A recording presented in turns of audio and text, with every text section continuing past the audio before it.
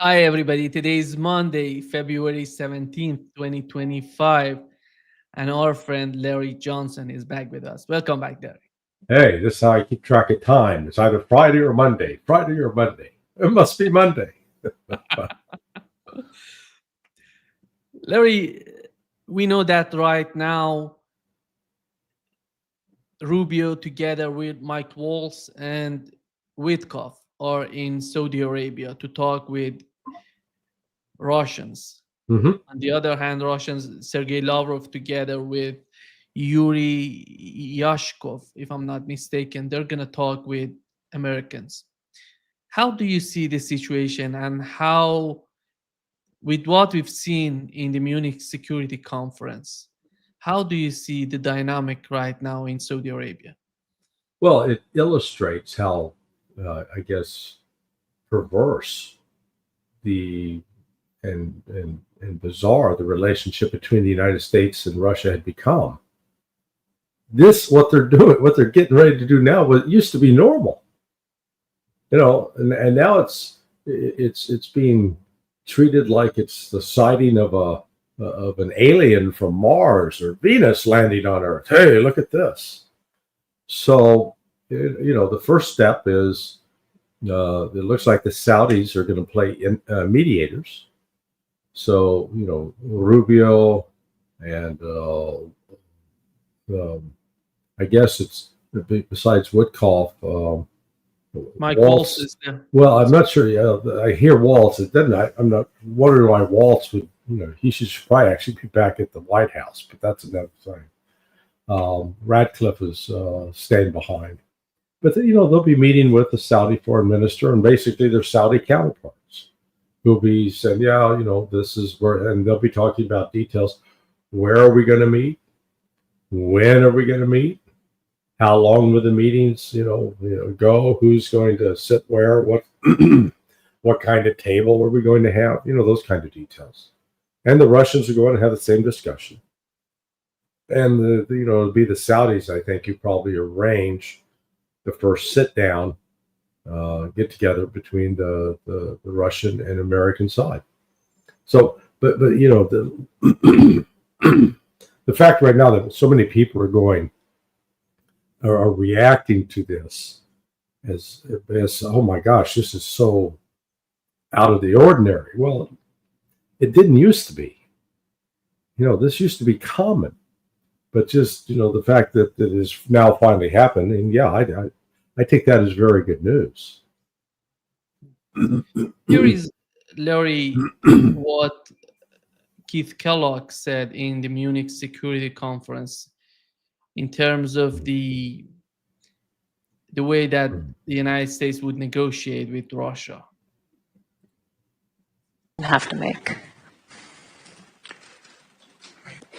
Well, to me, there's going to have to be things like territorial concessions as well. Okay, some of it is unrealistic to expect where you'd want to go to, but it's territorial. It's some territorial. It could be the engagement of refusing to use force, renouncement of the use of force into the future. From a political side, he's not going to downsize his military forces. Hopefully, get rid of. What we're going to try to do is basically force him into actions. What you want to do is force him to actions maybe he's uncomfortable with. What I mean by that is an example. Right now, is what we're going to do is try to break this alliance that he currently has. He's got an alliance around with North Korea that wasn't there before. He's got an alliance with Iran that wasn't there before. He's got an alliance with China that wasn't there before, meaning 4 years ago before. But let me. How can they reverse all of these things that he's mentioning in this video with Iran, North Korea, China, and about the territorial that territory that is under the control of Russians right now? Yeah, when I watch something so silly and so divorced from reality, the 14-year-old inside me wants to call him names and make fun of him, but he's offering his opinion, and notice he's not at the table in Saudi Arabia, so he's just like some guy at a bar that's this is what I think. Well, Yeah, glad that's what you think.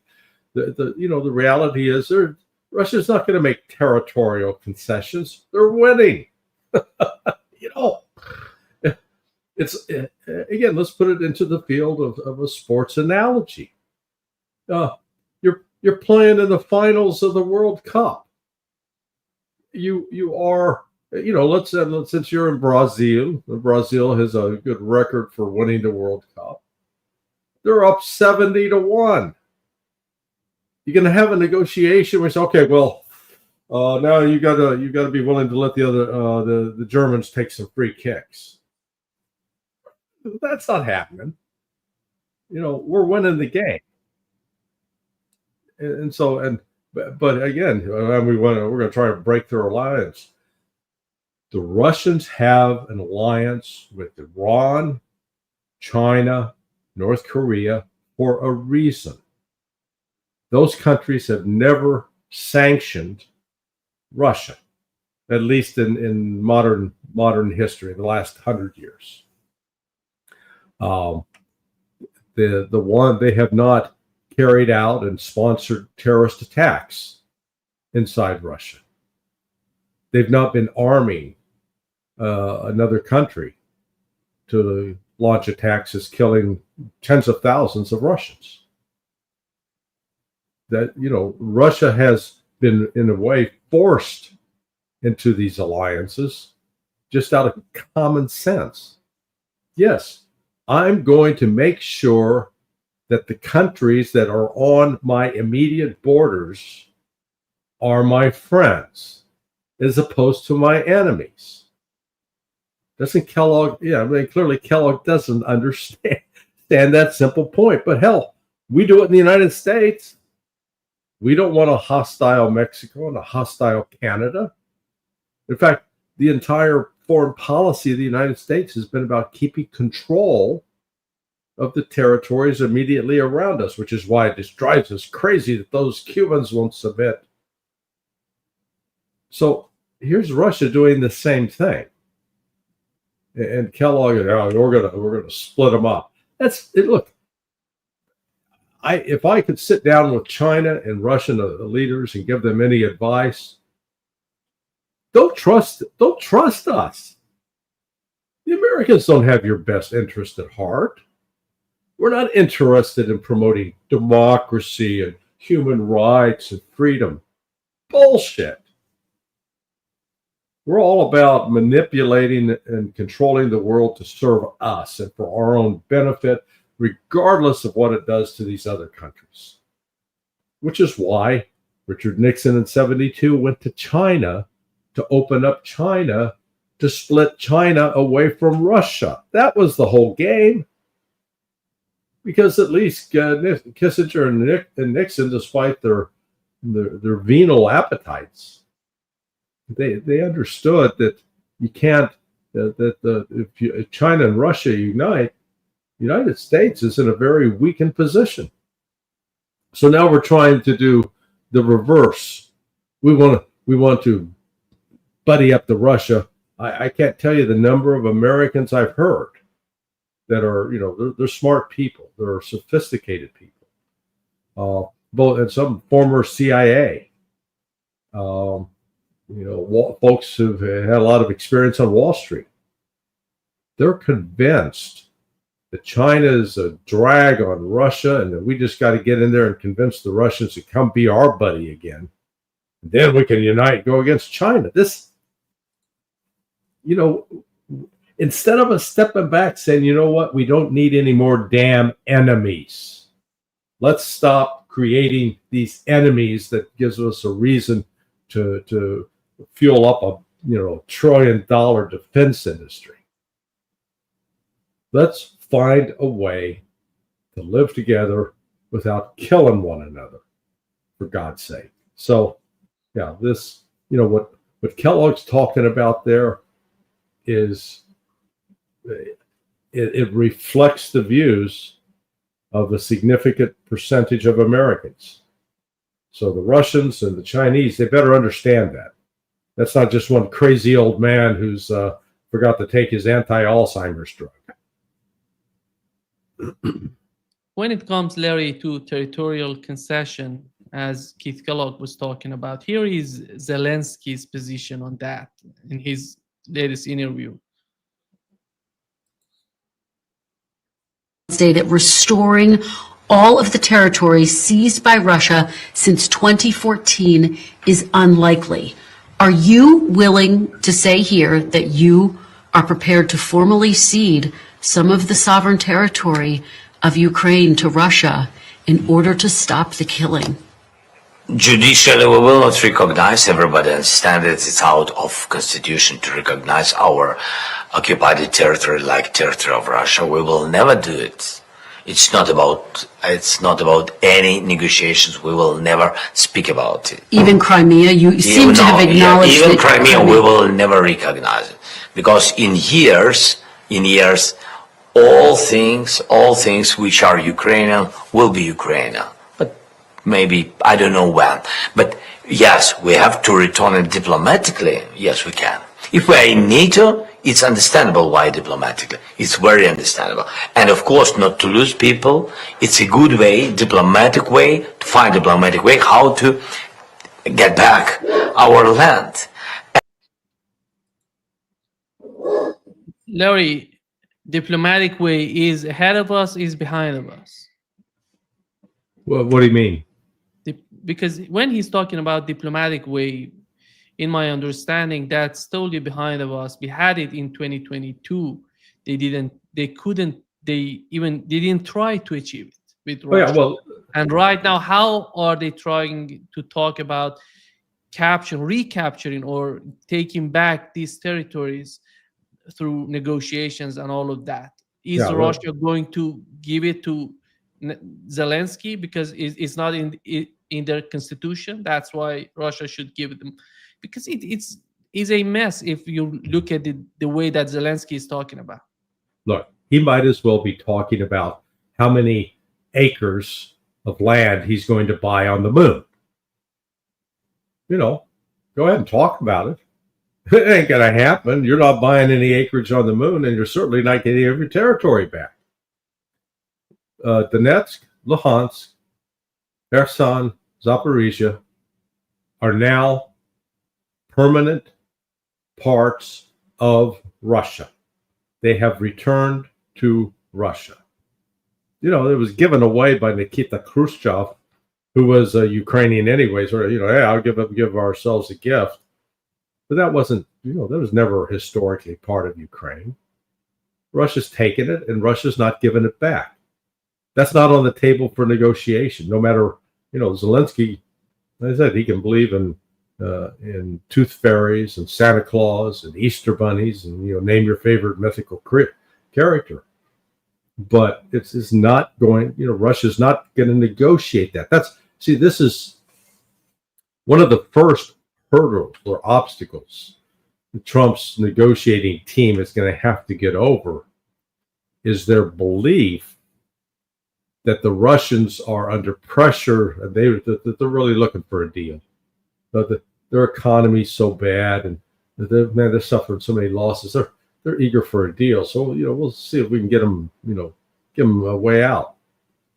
No, they would prefer. Look, we'd rather demilitarize our society and focus upon providing nothing but consumer goods and making the lives of Russians better across the board than having to spend this money on our national defense.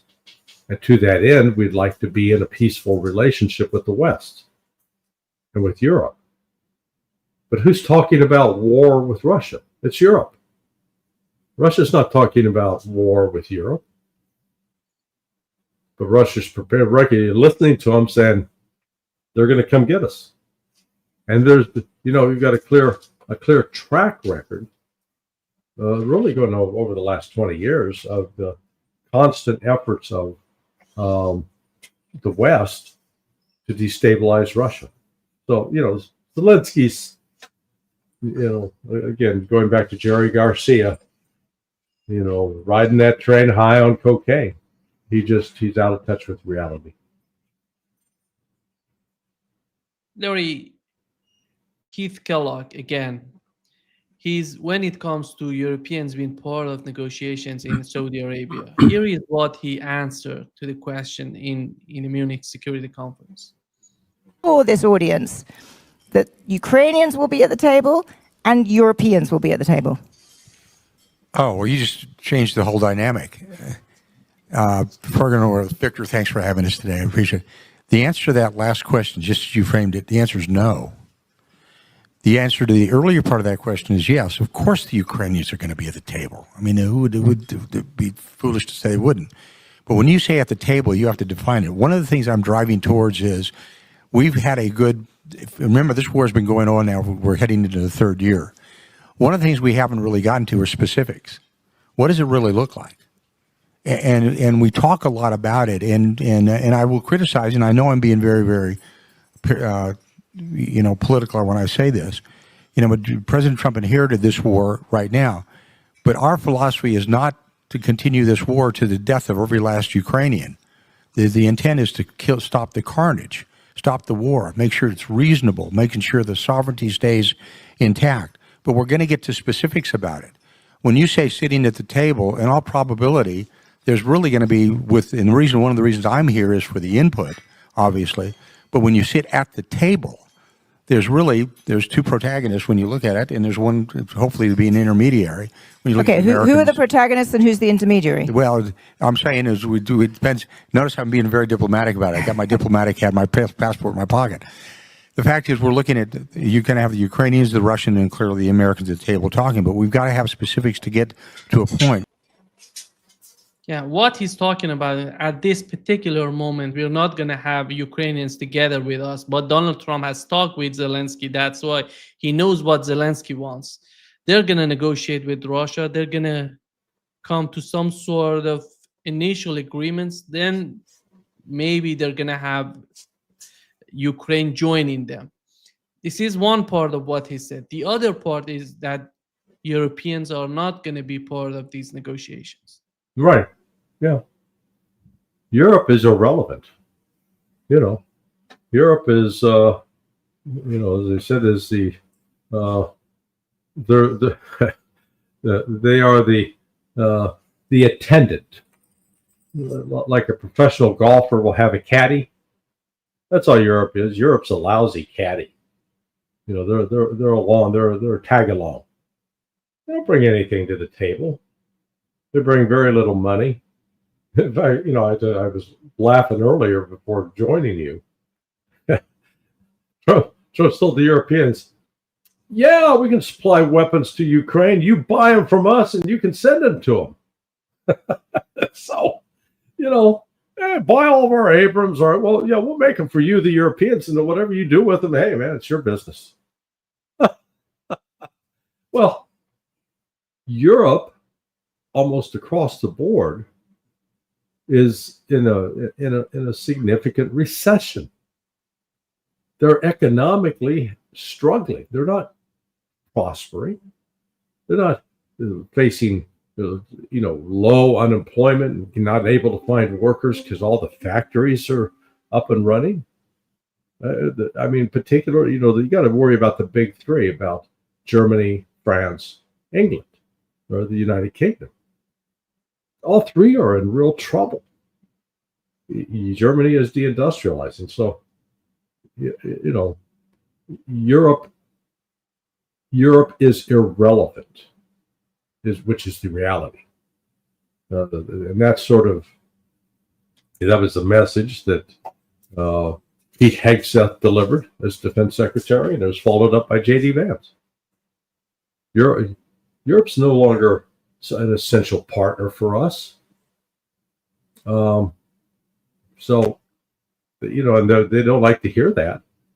But also, the fact Ukraine's going to be at the table? No, they're not.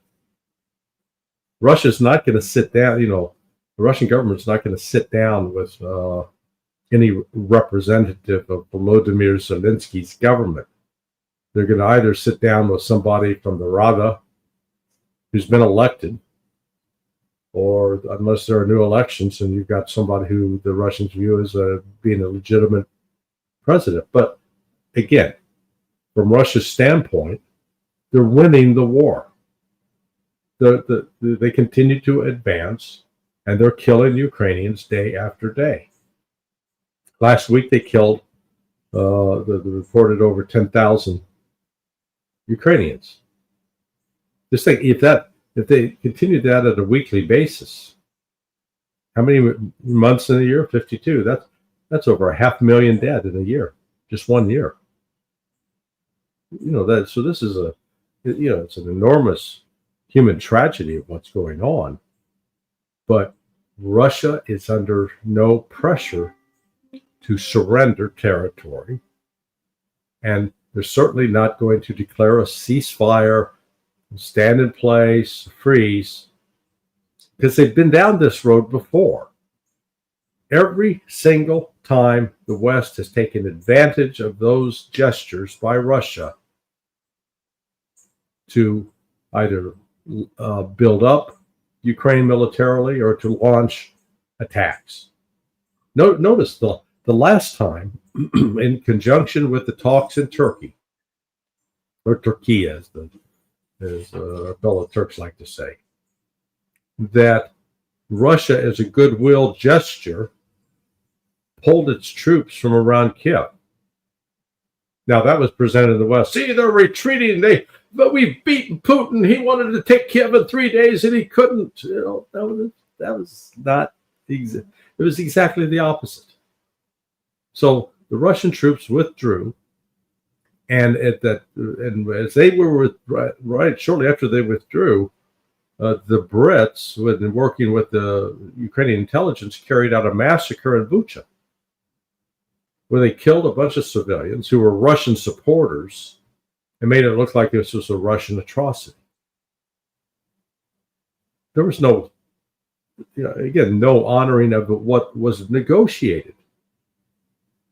So the West has zero credibility on this. And the problem here with even with folks like Rubio and Ratcliffe and Waltz and Witkoff, I don't think they appreciate how devoid of credibility they are as far as Russia is concerned. Poroshenko, Larry, announced that they're going to have a new presidential election this year, October 26th, 2025. And who was this? On October 26th. Which country? In Ukraine. Oh, in Ukraine. Poroshenko was talking about it. And I thought he was arrested. I don't know. Aren't they charging him with treason? Yeah, yeah. Okay. Sorry to interrupt. I'm a bad guest. But if they do that on October, that's too late if they want to achieve some sort of agreement in Ukraine, because as we know, Russia was repeating that they're not gonna have Zelensky as a negotiator, right? Because he's not officially the president of Ukraine. Look, I think that when you combine what's taking place on the ground militarily with the growing realization, both in Ukraine and Europe, that the United States is not going to stay involved with this, let's call it the project, that the odds of Ukraine being able to have a presidential election to select a legitimate leader that Russia would deal with, I think is very remote. That I think before that happens, there's going to be a coup. The military will take Zelensky out. There in Ukraine, you have this extreme right-wing element, and here is the crazy irony of all of this, or what's so bizarre. You're in Ukraine, the power center is with a bunch of neo-Nazis, ultra-right extremists, and who are, hate Jews, hate minority groups, embrace many of the teachings and the beliefs of Adolf Hitler, Stefan Bader. Then you go to Germany, And the so-called liberals condemned the AfD as being this extremist or neo-Nazi. And yet, who do they embrace in Ukraine? The neo-Nazis. So, you know, there's no consistency there. So with these neo-Nazi elements in Ukraine, they're a minority, but they got the guns and they've got the muscle. It is unclear that there can be an alternative arise to them that would offer a different policy, a different approach, something that the Russians would actually be able to live with. Which goes back to the, one of Russia's stated objectives is the denazification. And denazification means eliminating, right sector and these other groups, putting them in prison or killing them or forcing them out. But they're not going to allow that particular ideology to continue to exist and cultivate this hatred of Russia. Not going to happen. That's what Russia's fighting for. And, the West can't paper that over. So it is, it's one of those things, again, that the Russians feel that they're winning. And despite all Western claims that the economy's in tatters and they're suffering, and I tell you, I've been dealing with a couple of people who are, they publish influential newsletters and such.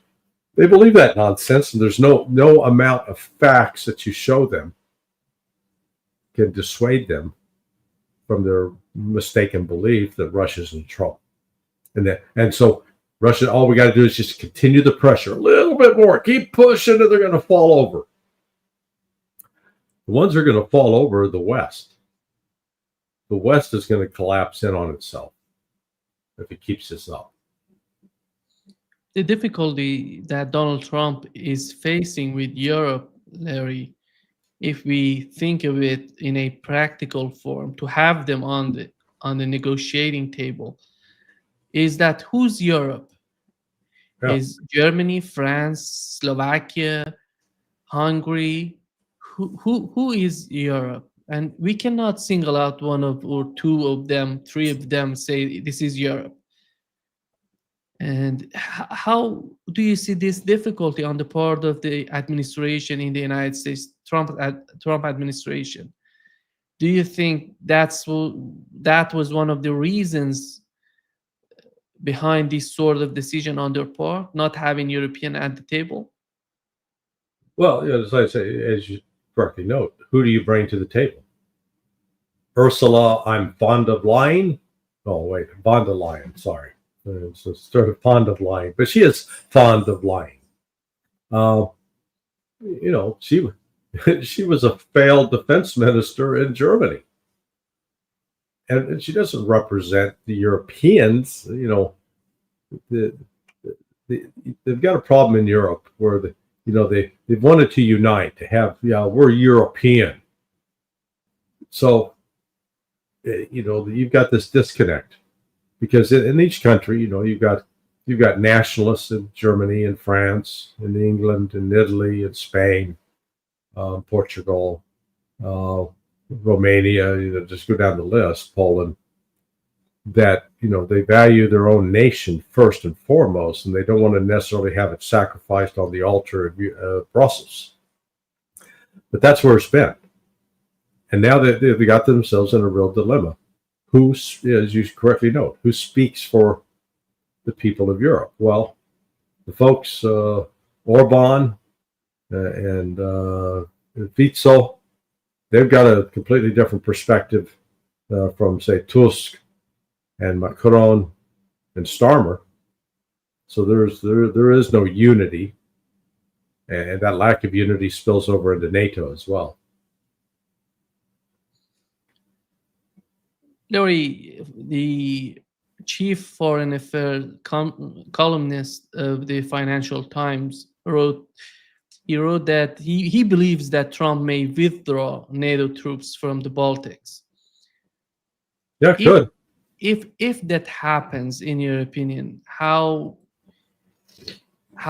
would that be perceived by Europeans? Are they gonna see that that would be the end of NATO? Because right now, the way that they were talking about it at the Munich Security Conference, J.D. Vance and all of the and all the people on the part of the United States who were participating in this event, it seems that they want to leave Ukraine together with Europe. They're not going to be interested in putting US troops on the ground. Right. How is that? Is Europe in a state of panic? Because Europe. Let me, before responding to the question, here is what the chairman of the Munich Security Conference was talking about, a little bit crying about. After the speech of Vice President Vance on Friday, we have to fear that our common value base is not that common anymore. I'm very grateful to all those European politicians that spoke out and reaffirmed the values and principles that they are defending. No one did this better than President Zelensky. Let me conclude, and this becomes difficult.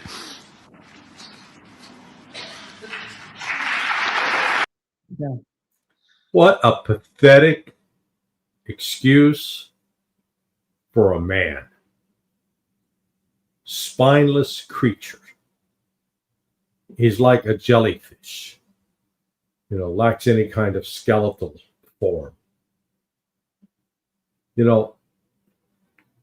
That's part of the reason I think the United States doesn't want to be around people like that. I can say I have fairly, a couple of derogatory expressions in mind that I just probably better not for me to say. But Europe's irrelevant.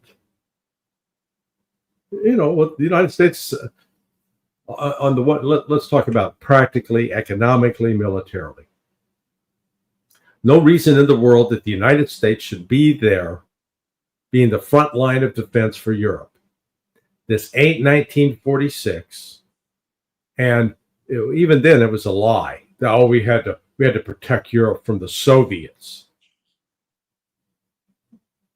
No, it was really probably, I think, more of a plan of Western imperialism, and this needless confrontation with the then Soviet Union. But what Russia is today, it's not the Soviet Union. It's not a communist state. And these people that continue to push the lie that Putin and others are intent on reconstituting, quote, the Russian Empire. Yeah, I like it. You remember all those Russian colonies in Africa and Asia and South America? Well, neither do I, because they didn't exist. It is the height of hypocrisy to listen to anybody from the United States or Europe talk about colonial empire, Russia being an empire, aspiring empire, when it's the United States and Europe that have been consistently going out, occupying the territory of other countries that are far outside the boundaries of their nation. So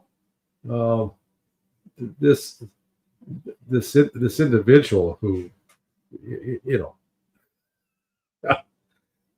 just what a pathetic sight. You get all weep. What they're weeping over is the years of taking money from the United States and getting wealthy. I mean, my understanding is the average member of the European Union that is there as a delegate, they made like $250,000 a year. It's a huge amount of money. I mean, this is a money train. Now, so I think Trump is going to end U.S. involvement in NATO, but he's not going to do it in an upfront confrontational way. It's going to be just sort of it'll die away. But one of the reasons because many of these NATO countries, most prominently the United Kingdom, were actively involved in spying and developing a covert action against Donald Trump in 2016 to try to prevent him to become president, and then continued to try to sabotage and undermine him. They meddled in the U.S. presidential election, UK especially. You know, I think that's one of the reasons that the United States turned to the Brits last week or a week and a half ago and said, okay, you're in charge of the group now that has to round up all the support for Ukraine. You take on that job, knowing full well that the Brits can't do it and that they'll fall flat on their face. It's just, you know, it's one other message. The Brits are not the friends of the United States, or at least of the Trump crowd. They may like the blue hair, green hair crowd, but that's not Trump. When Starmer talking about putting troops, British troops, on the ground in Ukraine in the aftermath of any sort of peace talks or, I don't know, treaty between Russia and Ukraine, how is that going to be practical in your opinion? And why do they need British troops on the ground in Ukraine, which would mean the NATO troops on the ground, which was the main reason for this war? Well, you already have a lot of British mercenaries on the ground that are getting killed. So that's number one. Number two, 25,000. Britain's total army right now is below 70,000. Okay, that's full strength. And of that 70,000, not all 70,000 are what you'd call combat equipped, combat ready, or even know how to properly handle weapons. So when you get down to 25,000, you'd be looking at actually 90%, 80% of Britain's actual combat capability, which would be deployed, which is nothing. That number is nothing. That's about the size of the Ukrainian force that went into Kursk in August. And now, here we are coming up on 6 months later. They're still there getting killed. But they continue to flood people in, and over 60,000 have been killed and wounded, according to Russian estimates. Starmer is, again, I have no explanation for how people who are capable of speaking coherent sentences, who have attended university, who have, they're not showing that they are mentally incompetent. He's not taking his clothes off in the middle of the office and running around outside naked. So he seems to be mentally intact, and yet to say something that's like this is so abjectly stupid and dangerous. Because remember, that's the other caveat that Hegseth put out there. Hey, if you guys decide to go in and provide security, get involved in Ukraine to put your troops on the ground, you're not doing that as NATO troops. And if you get attacked, you don't come crying to us about Article 5. Oh, they've attacked us. You got to help us. No, he said, we're done. Not our problem. It's your problem. Starmer is, I think he thinks he's going to come to Washington and talk to Trump. I'd be shocked if Trump receives him. He's quite phenomenal. Yeah, well, I mean, remember, Starmer was the one who sent members of his own political party over to the United States to campaign for Kamala Harris. That's more meddling than anything the Russians are alleged to have done in 2016. And yet it's supposedly okay because they're Brits. Look, I'm of British-Irish descent, okay? So, yeah, it is literally genetically cousins with them. But what the British government and security services have become is an embarrassment. And, that gets into what J.D. Vance's remarks which had just pushed the Europeans all, over the edge. But the reality is this: you face a greater risk if you go to Russia, go to Moscow, and go to London. Go to Moscow and stand outside the Kremlin and condemn abortion as the murder of unborn children.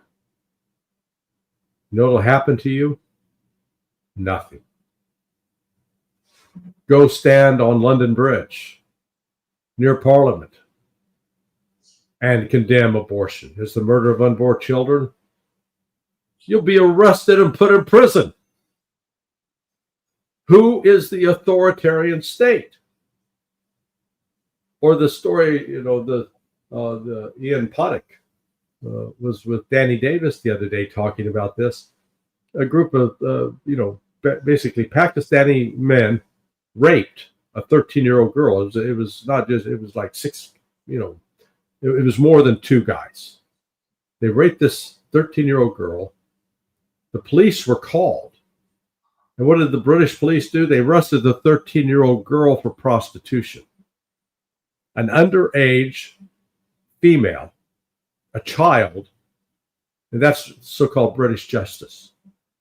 I think J.D. Vance was too polite in his remarks about basically the enemy within that Europe represents.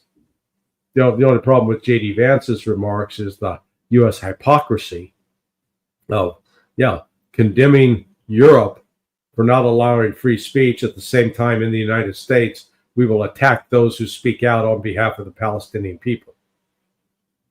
So there is that hypocrisy. But the essence of what Vance was saying was spot on. Europe is an irrelevancy, and they can cobble together all the troops they want.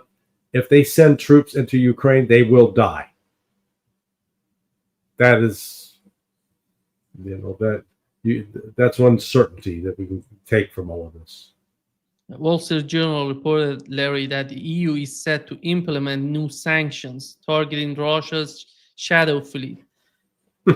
But it remains uncertain if the Trump administration will participate.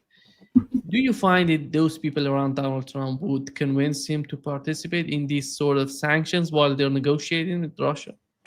It would be counterproductive.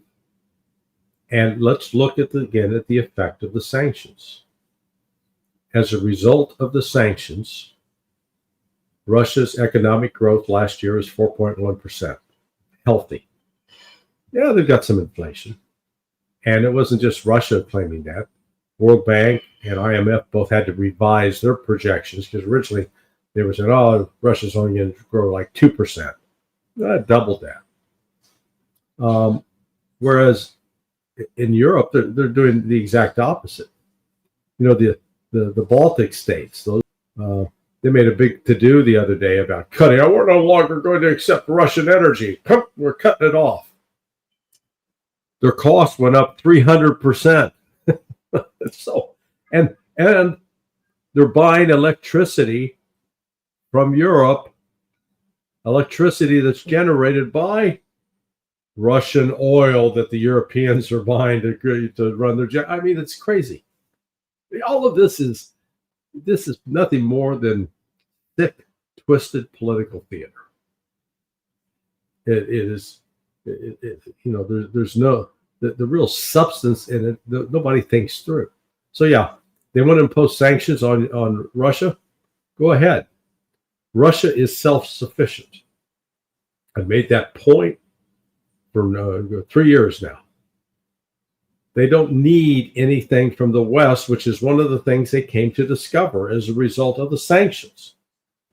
Whereas Europe and the United States, they do have needs of some of the rare earth minerals, if nothing else, uranium.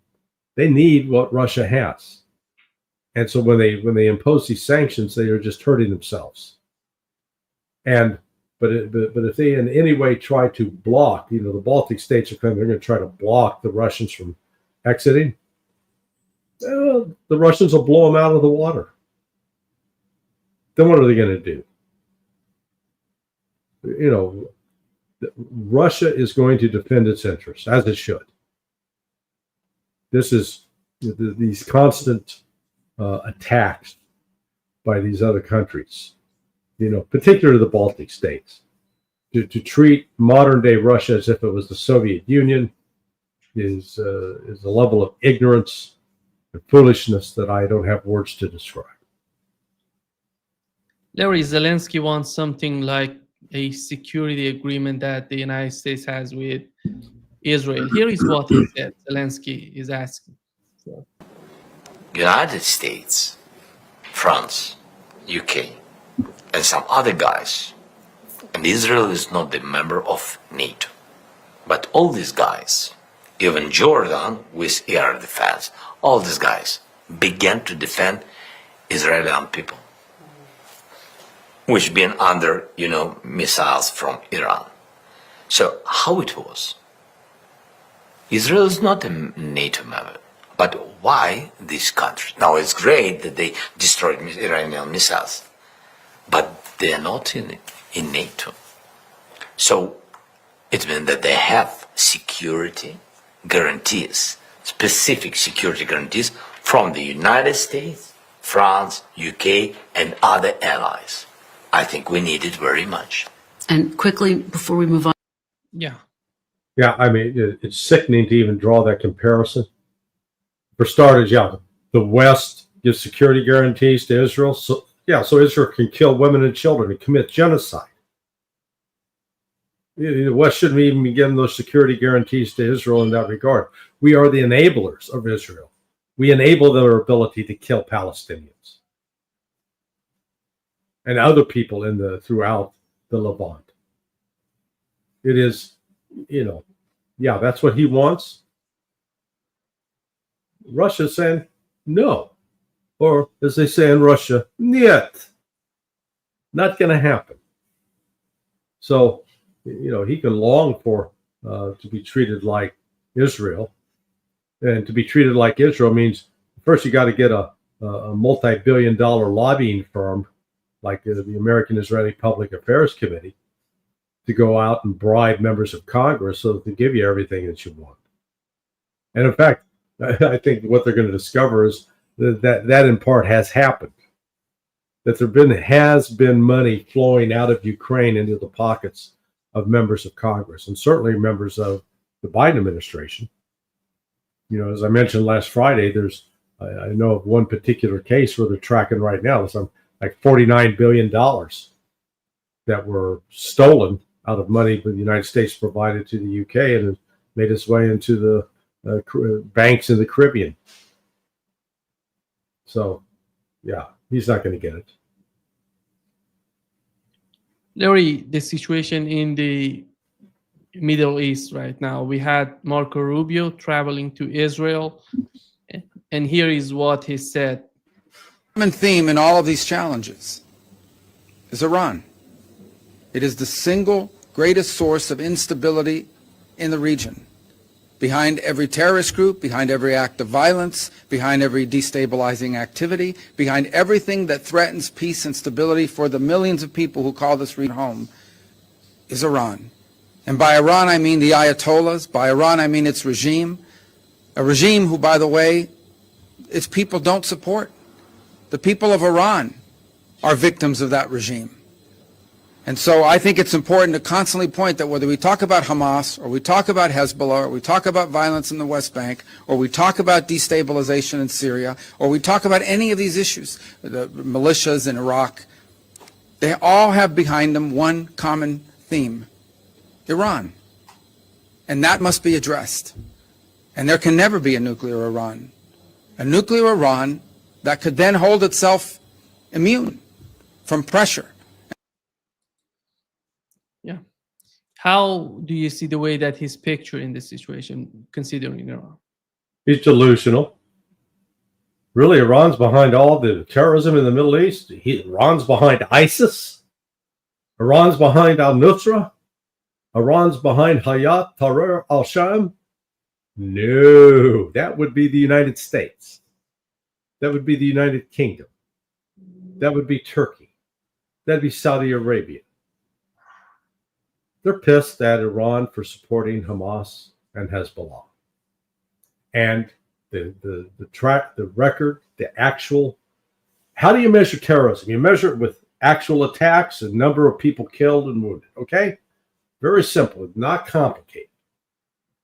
Go back over the last 20 years. The reality is Hezbollah and Hamas have been involved with very few of those kinds of incidents. They do not appear in any significant way on the U.S. data collected by the Central Intelligence Agency and then published in the country reports on terrorism. It just, it's a mythology. And if anything, God, if I'm the Ayatollah Ali Khamenei, and I'm listening to him to Marco Rubio, and Rubio says, "Man, if Iran gets a nuke, we can't touch them." And I go, So you're telling me if I get a nuke, you're going to leave me alone? Hey guys, nuke time!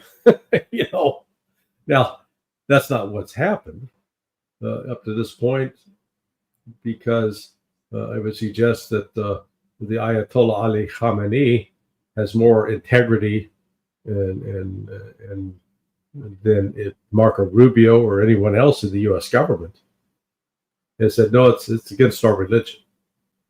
It's against what we uphold as the values of Islam.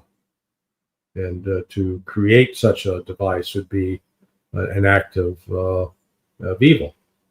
So they've shied away from it. But then they've signed an agreement with Russia. And Russia is also of the mind that they prefer that they not see an expansion of nuclear weapons, nuclear technology.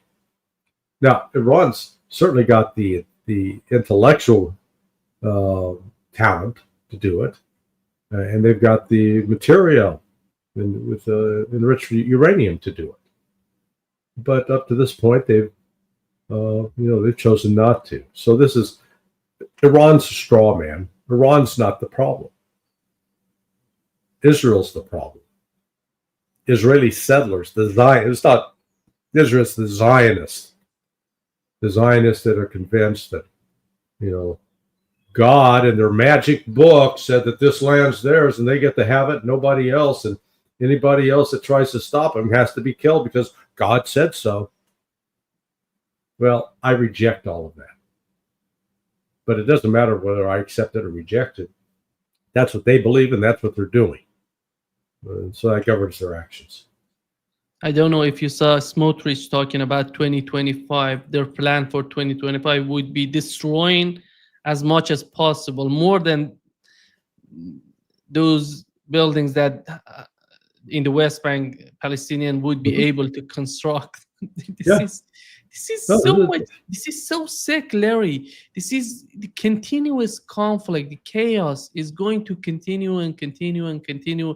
I don't know what would happen to the strategy on the part of Donald Trump, because these people are not getting to any sort of sanity. Yeah, I'm afraid the only cure for this insanity is going to be them losing their lives, which means a horrific war. But what was, again, you listen to Rubio's comments, he's looking at it only in terms of what Israel has suffered. And really, compared to what the Palestinians in Gaza and the West Bank are suffering at the hands of the Israelis, there's no comparison. The level of destruction, death, false imprisonment, torture. I mean, Israel's out of control, and it's unfortunate that what these crazed Zionists are doing puts such a stain on Judaism. And it's important to note that there are many Jews that have spoken out against this as a violation of what they believe to be their faith. But, as it is with all religion, whether we're dealing with Judaism or Islam or Christianity. Devout believers get one thing in their mind, man, and there's no more reason. It's all about, my God told me to do this. Well, you got three different versions of God out there, and everybody's convinced that their version's correct. And then, that's what drives a lot of, the Salafists in the ISIS movement.